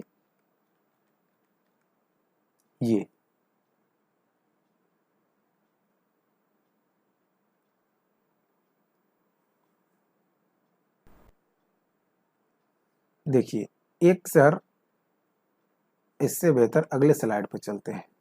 ये देखिए, ये शहर जो है वो नई दिल्ली, यहां से ये रोड आती है इस प्रकार से, और ये जो इलाका है वो कहलाता है कलकत्ता। उसके बाद यहां से इस तरफ चला आता है और ये है चेन्नई, और इधर से इस तरफ चला आता है और ये आपका यहाँ पे ये है मुंबई, और फिर इधर से ये चला जाएगा और ये जो हो जाएगा वो दिल्ली। तो इन 4 महानगरों को जोड़ने के लिए राष्ट्रीय राजमार्ग परियोजना का शुरुआत किया गया था। अटल बिहारी वाजपेयी के द्वारा इसकी शुरुआत की गई थी 2001 या 2 के पास, और 2012 में ये योजना पूरा हुआ। उसी प्रकार से देखिए, उत्तर और दक्षिण कॉरिडोर जो है ये आपका देखिए जम्मू कश्मीर से शुरू होता है और सीधा ये चला आता है कहाँ तक, तो कन्याकुमारी तक सीधा। जो भारत का भी सबसे लंबा नेशनल हाईवे है वो NH-44 है, ठीक है। और पश्चिम से पूरब गलियारा जो है देखिए ये पोरबंदर है और ये सिलचर है। चलिए अब चलते हैं अपने क्वेश्चन पे, और क्वेश्चन नंबर हम देख रहे थे 20 नंबर, है ना। तो ये हो गया राष्ट्रीय राजमार्ग के बारे में कि स्वर्णी चतुर्भुज क्या था। तो 4 महानगरों को जोड़ने के लिए यह योजना बनाई गई थी। 21 नंबर क्वेश्चन है, निम्नलिखित में कौन सा जोड़ा गलत है। तो कोटा चंबल नदी किनारे है, बिल्कुल सही है। जबलपुर नर्मदा नदी किनारे, ये भी सही है। सूरत ताप्ती नदी किनारे, ये भी सही है। भुवनेश्वर महानदी के किनारे नहीं बसा हुआ है ना। तो ये आपका तीनों सही है। देखिए यहाँ से अब थोड़ा सा आपको जानने के लिए हम बता रहे हैं क्या क्या। तो नर्मदा और ताप्ती से संबंधित, नर्मदा नदी अमरकंटक से निकलती है और पश्चिम की ओर प्रवाहित होते हुए ये गिरती है अरब सागर में, और ये डेल्टा के जगह एस्चुअरी का निर्माण करती है। दक्षिण भारत में प्रवाहित होने वाली यह नदी है। अब यहाँ से देखिए एक क्वेश्चन जो पूछा जाता है वो हम आपको बताने का प्रयास कर रहे हैं, क्योंकि हमारा टारगेट ही यही है कि हम वैसे फैक्ट को इस सेट प्रैक्टिस के दौरान लाएं जो सीधा सीधा क्वेश्चन एग्जाम में टच करे। तो देखिए यहाँ से आपको याद रखना है एक तथ्य जो मैं आपको बता रहा हूँ। क्या याद रखना है? एक तरीका यहाँ से जो कुछ क्वेश्चन पूछे जाते हैं याद रखना है। अ मा वी न श ता, इसे याद करना है। अम्मा विनस्ता, क्या पढ़ना है? अम्मा विनस्ता, अम्मा वी न स ता। देखिए अ से होता है दोस्त अरावली, अरावली। मा से होता है मालवा, वी से होता है विंध्याचल पर्वत, न से होता है नर्मदा नदी, श से होता है सतपुड़ा पर्वत, और त से होता है ताप्ती नदी। देखिए यहाँ से क्वेश्चन क्या क्या पूछे जाते हैं। आप देखिएगा पश्चिम में जो आपका राजस्थान का पश्चिमी इलाका है जहाँ से आपका अरावली पर्वत है, तो अरावली के ठीक आगे आइएगा तो आपको मालवा का पठार मिलेगा, उससे आगे आएगा तो विंध्याचल मिलेगा, और उसके बाद नर्मदा नदी, उसके बाद सतपुड़ा पर्वत, और उसके बाद ताप्ती नदी। तो क्वेश्चन ये पूछता है कि सतपुड़ा पर्वत किन 2 नदियों के बीच है, तो नर्मदा और ताप्ती के बीच है। नर्मदा नदी किन 2 पर्वतों के बीच प्रवाहित होती है, तो विंध्याचल और सतपुड़ा के बीच प्रवाहित होती है। मालवा का पठार किन 2 पर्वतों के बीच है, तो ये अरावली और विंध्याचल के बीच है। तो इस प्रकार से अगर आपको क्रम लगाने के लिए क्वेश्चन भी दे दे तो आपसे ये क्वेश्चन काफी आसानी से बनेगा, या फिर किनके बीच कौन सा पर्वत है या कौन सा नदी प्रवाहित होती है, कौन से दो नदियों के बीच कौन सा पर्वत स्थित है? ये सारे क्वेश्चन आप इससे याद रख सकते हैं। बस आपको याद रखना है अम्मा विनस्ता। क्या याद रखना है? अम्मा विनस्ता। अम्मा आ का मतलब हो गया दोस्त अरावली, मा का मतलब हो गया मालवा, वी का मतलब हो गया विंध्याचल, ना का मतलब हो गया नर्मदा, श का मतलब हो गया सतपुड़ा, ता का मतलब हो गया ताप्ती। तो इस प्रकार के काफी सारे जो मेरे पास जुगाड़ हैं चीजों को याद करने के लिए, जो कुछ क्वेश्चन ऐसे हैं, कुछ क्या बहुत सारे ऐसे क्वेश्चन हैं जो आपको एग्जाम हॉल में कंफ्यूज करते हैं, आपको पेपर देने के दौरान आपके दिमाग की टेंशन को बढ़ाते हैं। उस प्रकार के क्वेश्चन को हम एक अपने अंदाज में उसे लिख कर उसे हम याद करते हैं। तो वो सारे तरीके जो हमने अपने खुद से बनाए हैं वो मैं आपको टेस्ट पेपर का एनालिसिस करते समय मैं आपको दूंगा। उसमें से ही एक छोटा सा ये नमूना था जिसे मैं आपके सामने पेश किया कि अम्मा बिनस्ता क्या है। तो अम्मा का मतलब हो गया, आ का मतलब हो गया अरावली, मा का मतलब मालवा, वी का मतलब विंध्याचल, ना का मतलब नर्मदा, श का मतलब सतपुड़ा, ता का मतलब ताप्ती। और इनके सारे क्रम को आपको याद रखना। आप इसे मैप पे भी देख लीजिएगा थोड़ा।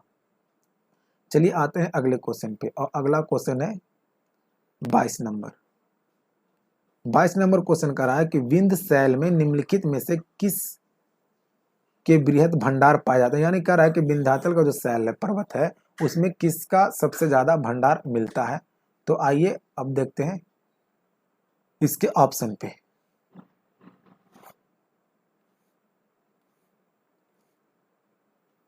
इसके ऑप्शन के लिए चलते हैं अगले स्लाइड पे, और अगला स्लाइड है ये।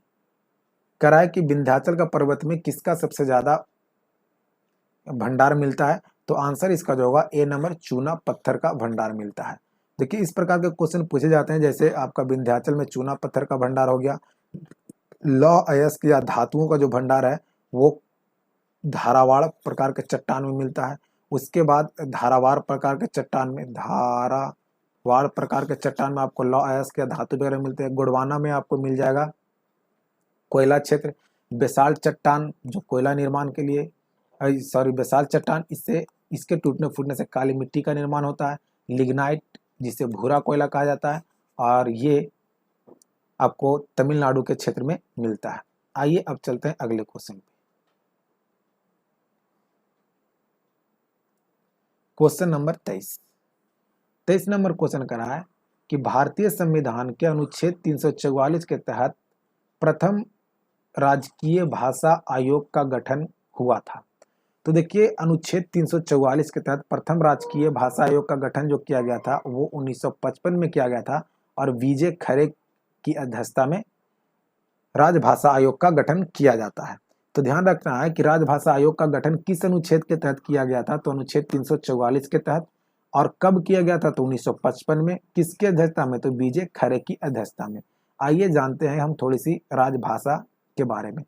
भारतीय संविधान के अनुच्छेद भाग 15 में राजभाषा के बारे में चर्चा है, और ये अनुच्छेद 343 के तहत।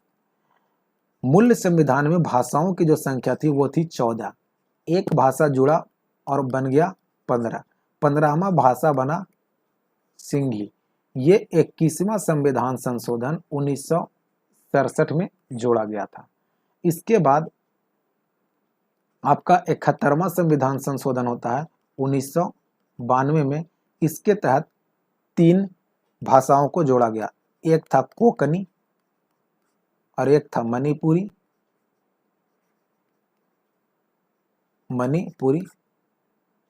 और एक था नेपाली। और 92वां संविधान संशोधन 2003 में होता है ना। 2003 में 92वां संविधान संशोधन 2003 में होता है। इसके तहत 4 भाषा को जोड़ा गया। कौन कौन? तो मैथिली, संथाली, बोडो और डोंगरी। मैथिली जो एकमात्र बिहार की भाषा है जिसे 22 भाषाओं में शामिल किया गया है। इस प्रकार भारत में मान्यता प्राप्त भाषाओं की संख्या टोटल है 22। इसमें इंग्लिश शामिल नहीं है। ध्यान रखिएगा कि मान्यता प्राप्त भाषाओं में अंग्रेजी को शामिल नहीं किया गया है। तो ये यहाँ से आपको याद रखना है कि भारतीय संविधान में राजभाषा आयोग का गठन 1955 में किया गया था बीजे खरे की अध्यक्षता में। भाग 15 में राजभाषा का चर्चा किया गया है। अनुच्छेद 343, मूल संविधान में 14 भाषाएं थी। पहला भाषा जो जुड़ा वो उसका नाम था सिंधी और बन गया टोटल 15। 21वां संविधान संशोधन के तहत 1967 में इसे जोड़ा गया और बाकी के 3 भाषा 71वां संविधान संशोधन 1992 में कोंकणी, मणिपुरी और नेपाली को जोड़ा गया। 92वां संविधान संशोधन 2003 के तहत 4 और भाषाएं जोड़ी गई। कौन कौन? तो मैथिली, संथाली, बोडो और डोंगरी जोड़ा गया। टोटल अभी भाषाओं की संख्या कितनी है मान्यता प्राप्त? तो 22। चलिए आगे आते हैं अगले क्वेश्चन पे। और अगला क्वेश्चन कुछ इस प्रकार है। तेरी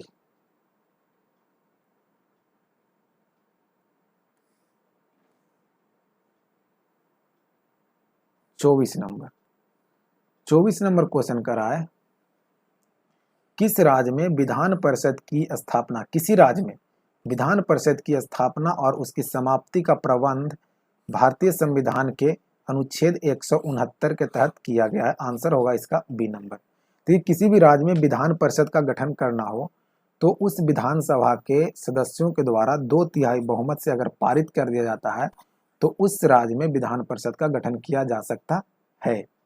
विधान परिषद में सदस्यों की संख्या जो होती है वो उस राज्य के विधानसभा के सदस्यों की संख्या का 1/3 से अधिक नहीं हो सकता, इससे अधिक नहीं होना चाहिए और कम से कम 40, इससे कम नहीं होना चाहिए विधान परिषद में सदस्यों की संख्या कहीं भी।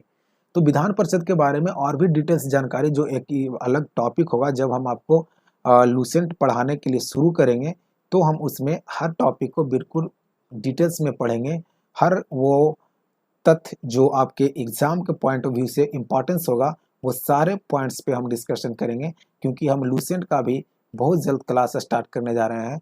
हम उसमें लूसेंट को एक बेस बनाकर पढ़ाएंगे, लेकिन सिर्फ उसमें लूसेंट का कंटेंट नहीं होगा, उसमें आपको लूसेंट के साथ साथ, आइए थोड़ी आपको जानकारी दे दें कि लूसेंट के साथ साथ उसमें क्रॉन पब्लिकेशन का, प्लस में दृष्टि पब्लिकेशन का और महेश कुमार बर्नवाल का बुक, ये सभी के बुक को कंबाइंड रूप से लूसेंट के साथ पढ़ाएंगे। और इस लूसेंट के टॉपिक में जो हम सबसे पहले शुरू करेंगे वो ज्योग्राफी को शुरू करेंगे।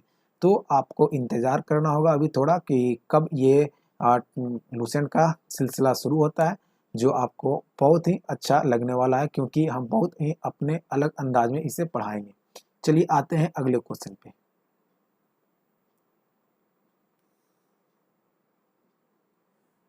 अगला क्वेश्चन है, कह रहा है केंद्रीय प्रदूषण नियंत्रण बोर्ड के अध्यक्ष कौन होता है?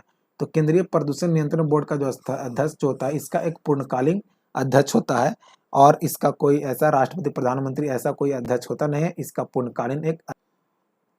और इसका जो गठन था केंद्रीय प्रदूषण नियामक बोर्ड का, इसका गठन 1974 में किया गया और इसके अध्यक्ष अभी है शिव मीना। क्या नाम है? शिव मीना। चलिए आगे आते हैं अगले क्वेश्चन पे।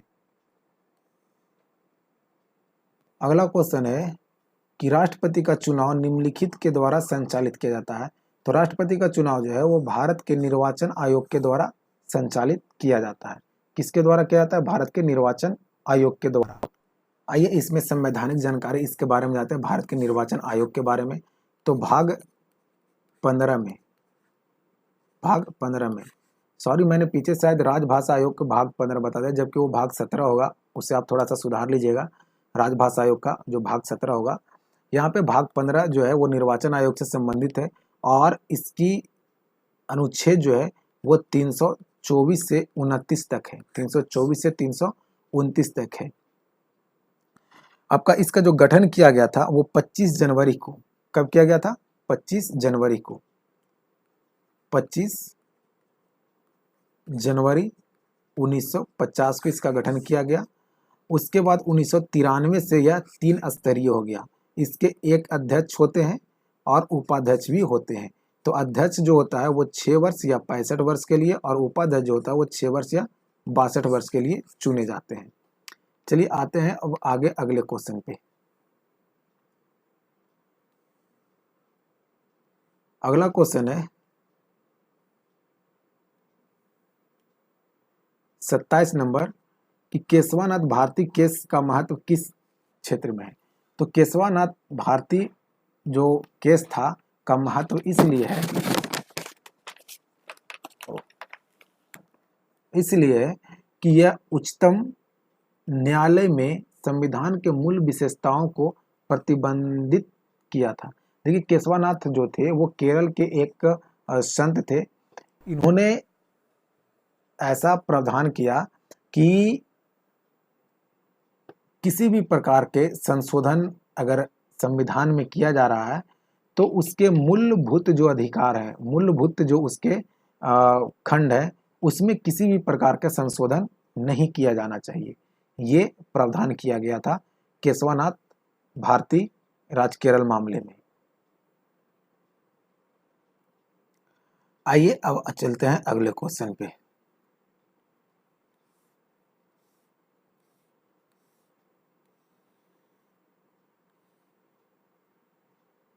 अब अगला क्वेश्चन है क्वेश्चन नंबर 28।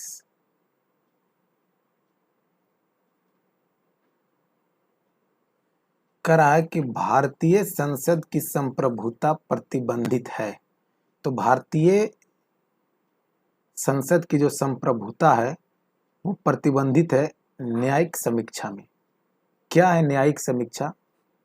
न्यायिक समीक्षा का मतलब ये होता है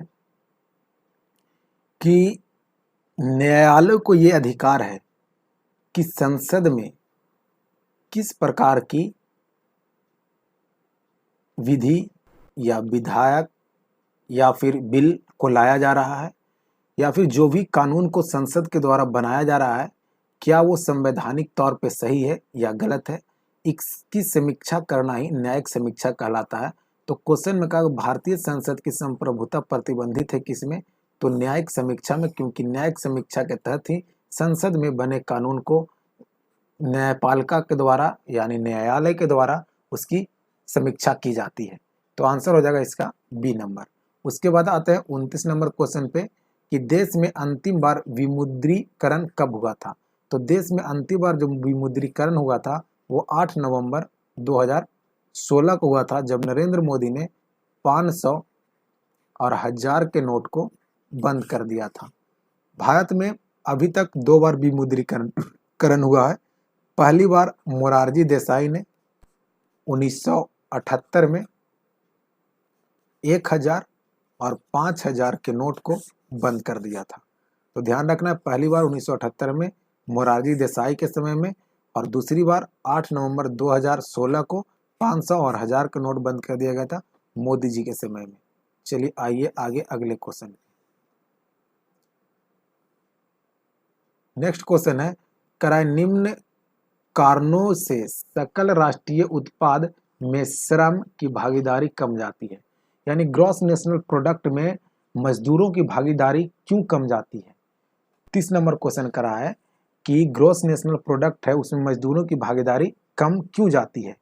क्या मजदूरी की तुलना में कीमतें कम है, क्या कीमत की तुलना में लाभ कम है, कि लाभ की तुलना में कीमतें कम है, या कीमतों की तुलना में मजदूरी कम है। तो देखिए जीडीपी ग्रॉस नेशनल प्रोडक्ट में श्रम की संख्या जो भागीदारी है वो कम जाती है, क्योंकि कीमतों की तुलना में मजदूरी वहाँ पे जो है वो कम मिलता है, जिसके कारण वहाँ पे श्रमिकों की भागीदारी जो है वो कम जाती है, यानी आंसर हो जाएगा डी नंबर।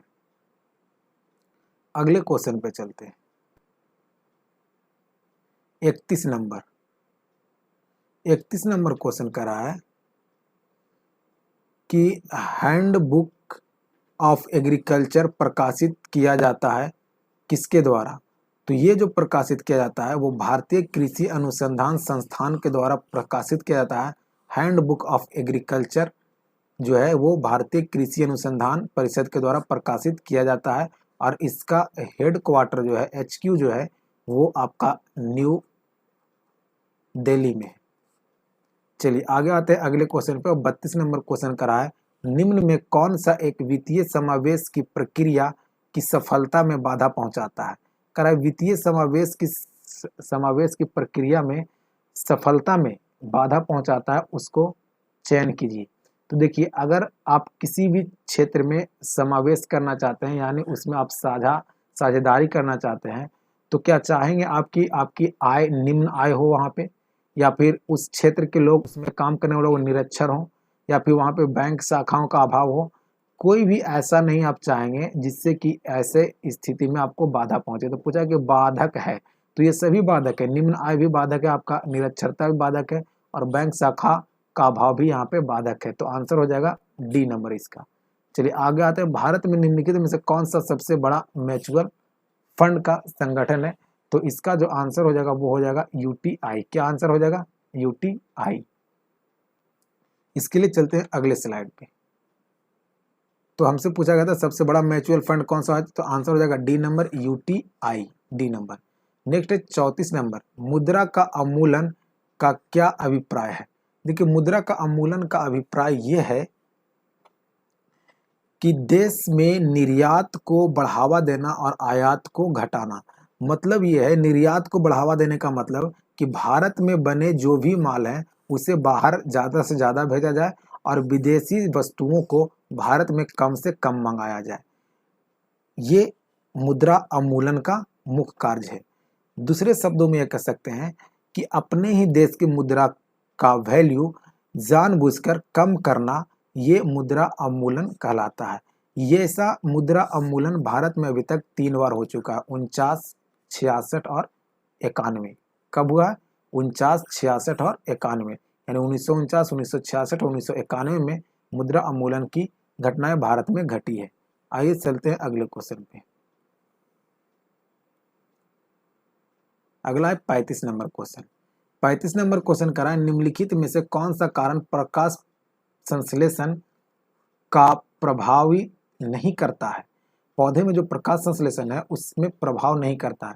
तो देखिए, पानी की आवश्यकता होती है, क्योंकि पानी के माध्यम से ही पौधे जो हैं वो ऑक्सीजन ग्रहण करते हैं, और वैसे पौधे जो हमेशा पानी में ही डूबे रहते हैं, जैसे शैवाल,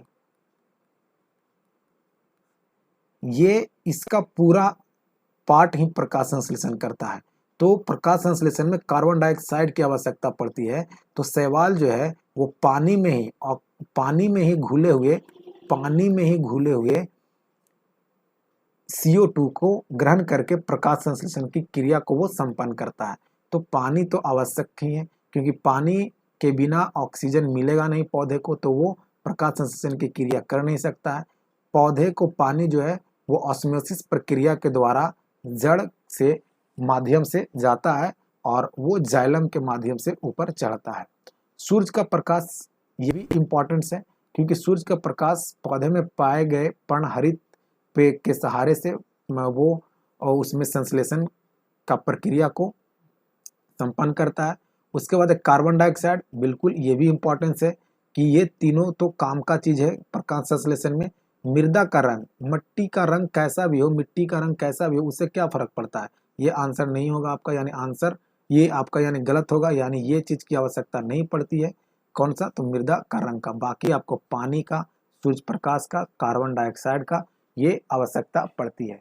प्रकाश संश्लेषण एक उपचयन और अपचयन प्रक्रिया है। याद रखिएगा, ये सभी क्वेश्चन आपको डायरेक्ट रूप से पूछे जाते हैं। प्रकाश संश्लेषण की प्रक्रिया जो है वो लाल रंग में सबसे अधिक होता है, जबकि बैगनी रंग में सबसे कम होता है। नीला रंग दूसरे नंबर पे है। हरे रंग में प्रकाश संश्लेषण की प्रक्रिया नहीं होती है। प्रकाश संश्लेषण प्रक्रिया के लिए मेल्विन कैल्विन नामक व्यक्ति को दिया गया था नोबेल पुरस्कार। आइए अब आते हैं अगले क्वेश्चन पे।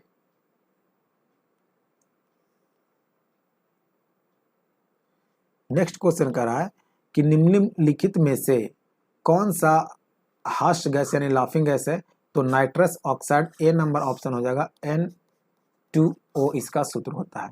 नेक्स्ट है 37 नंबर, बैरोमीटर का पारे के ऊपर के स्थान में थोड़े से आर्द्रता प्रवेश कराने पर क्या होगा? तो पारे की आर्द्रता अगर थोड़े से ऊपर आप प्रवेश कराइएगा तो जो घटना घटेगी वो पारा का स्तंभ गिर जाएगा। क्या होगा? पारे का स्तंभ को वो गिरा देगा। देखिए बैरोमीटर से संबंधित काफी सारा क्वेश्चन आता है। वायु दाब मापी ये यंत्र है। बैरोमीटर का खोज जो किया था वो टैरी सैली ने किया था। किसने किया था? टैरी सैली ने किया था। बैरोमीटर में पारे का प्रयोग किया जाता है। अगर पारा का पाठ्यांक अचानक गिर जाता है नीचे की ओर तो समझिए कि आंधी तूफान आने वाला है। और अगर पारा का तापमान धीरे धीरे नीचे गया है तो वर्षा होने वाला है। और पारा का तापमान धीरे धीरे ऊपर चढ़ा है तो मौसम साफ रहने वाला है ना। तो ये सभी चीजें आपको याद रखना है। उसके बाद है आगे 38 नंबर क्वेश्चन। और 38 नंबर क्वेश्चन करा है रसोइयां पकाने वाले बर्तन पर काली कोटिंग की जाती है क्योंकि काला पदार्थ ज्यादा ऊष्मा का अवशोषित करता है। आंसर हो जाएगा ए नंबर। इसीलिए आप देखते होंगे कि गर्मी के मौसम में काले कपड़े को पहनना या काले छाते को लेकर चलना नहीं कहा जाता, चला नहीं जाता है, क्योंकि काले रंग के कपड़े ऊष्मा को अवशोषित करते हैं ज़्यादा और सफ़ेद रंग के कपड़े ऊष्मा को कम अवशोषित करते हैं। इसलिए हमें काले रंग का कपड़ा गर्मी में नहीं पहनना चाहिए और सफ़ेद रंग का कपड़ा का प्रयोग करना चाहिए। तो यहाँ पे पूछा गया था कि जो रसोई घर में काले कोटिंग किए जाते हैं तो क्यों? तो काले कोटिंग जो है वो ऊष्मा के ज़्यादा अवशोषण करते हैं इसके कारण। चलिए आते हैं अब अगले क्वेश्चन पे।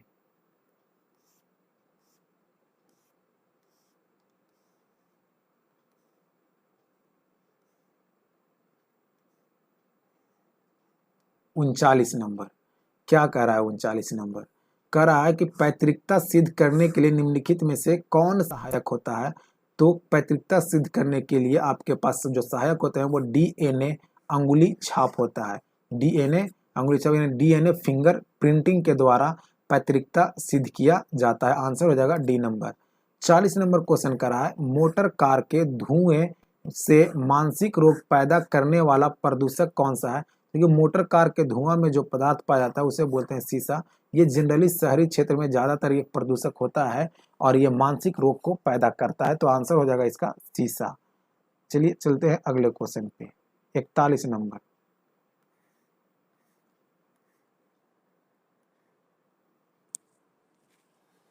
41 नंबर क्वेश्चन कर रहा है कि घरेलू तार पर पानी को मृदु बनाने के लिए वॉशिंग सोडा का इस्तेमाल किया जाता है। वास्तव में क्या है ये? यानी घरेलू तौर पर पानी में मृदु बनाते हैं जो पानी को, उसमें धोने के लिए जो सोडा का प्रयोग करते हैं उसका क्या नाम है? तो उसका नाम है दोस्त सोडियम कार्बोनेट। क्या नाम है? Sodium carbonate. इसका जो सूत्र होता है वो होता है Na2CO3 10H2O। ये होता है धोने वाला सोडा सोडियम कार्बोनेट। वही है सोडियम बाइकार्बोनेट। तो सोडियम बाइकार्बोनेट जो है वो खाने वाला सोडा है। इसका सूत्र होता है NaHCO3। क्या होता है? NaHCO3। चलते हैं अब आगे अगले क्वेश्चन की ओर। अगला क्वेश्चन है 42 नंबर। 42 नंबर क्वेश्चन कर रहा है दंत क्षय का मुख्य कारण है मुख के भीतर होने वाले जीवाणु व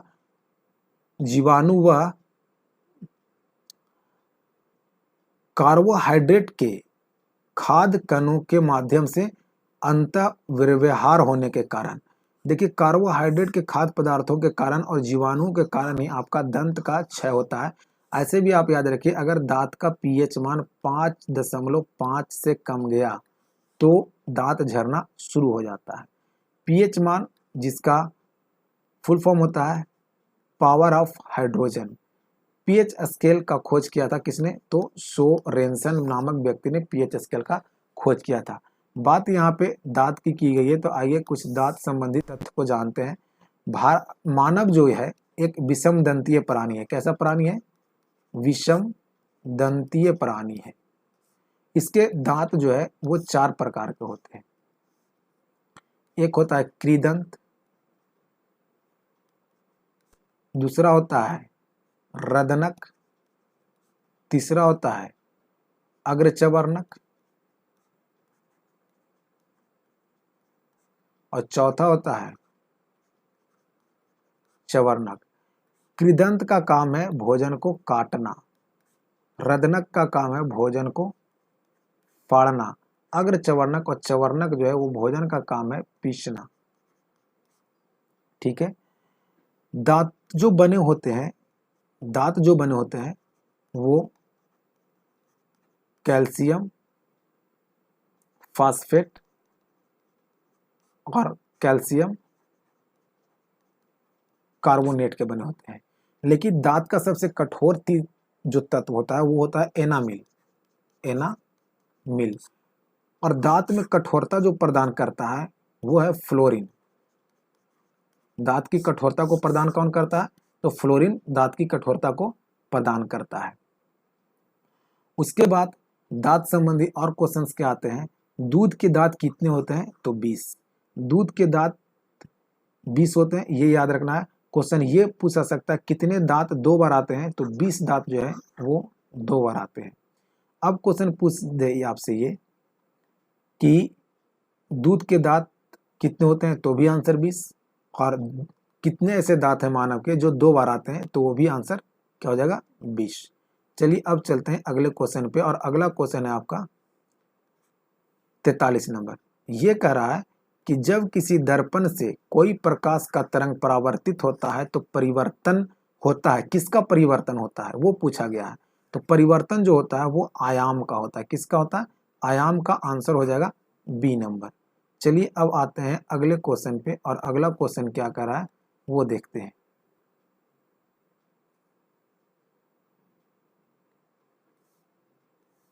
हम तो 43 नंबर क्वेश्चन हो गया। अब आते हैं अगले क्वेश्चन पे, और अगला क्वेश्चन है 44 नंबर। 44 नंबर क्वेश्चन है, मानव शरीर में पाचन का अधिकांशतः भाग किस अंग में संपन्न होता है? तो पाचन का अधिकांशतः भाग जो है वो छोटी आंत में संपन्न होता है। छोटी आंत को क्या कहा जाता है? तो इसे क्षुद्रांश के नाम से भी जानते हैं, या इलियम के नाम से भी इसे जानते हैं। ठीक है। तो आंसर जो इसका हो जाएगा वो हो जाएगा छोटी आंत। उसके बाद अगला क्वेश्चन है 45 नंबर। अल्बर्ट आइंस्टीन कौन सा वाद्य यंत्र बजाने में निपुण थे? तो अल्बर्ट आइंस्टीन जो थे वो वायलिन बजाने में निपुण थे, यानी वायलिन बजाया करते थे। अल्बर्ट आइंस्टीन E बराबर mc², इन्हीं के द्वारा ये थ्योरी दिया गया है। उसके बाद है, इसी को बोलते हैं द्रव्यमान ऊर्जा थ्योरी। और प्रकाश विद्युत प्रभाव, प्रकाश विद्युत प्रभाव भी इन्हीं के द्वारा दिया गया, जिसके लिए इन्हें नोबेल पुरस्कार भी दिया गया था। चलिए आते हैं अगले क्वेश्चन पे। अगला क्वेश्चन है 46 नंबर। 46 नंबर क्वेश्चन कर रहा है रक्त है।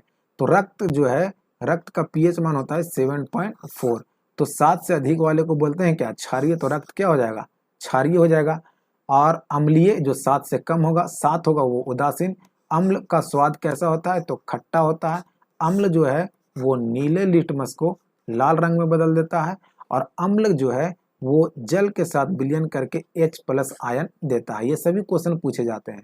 क्षार जो है वो, इसका स्वाद जो होता है वो कड़वा होता है, और ये लाल लिटमस को नीले रंग में बदल देता है, और ये जल के साथ विलयन करके OH- घोल देता है।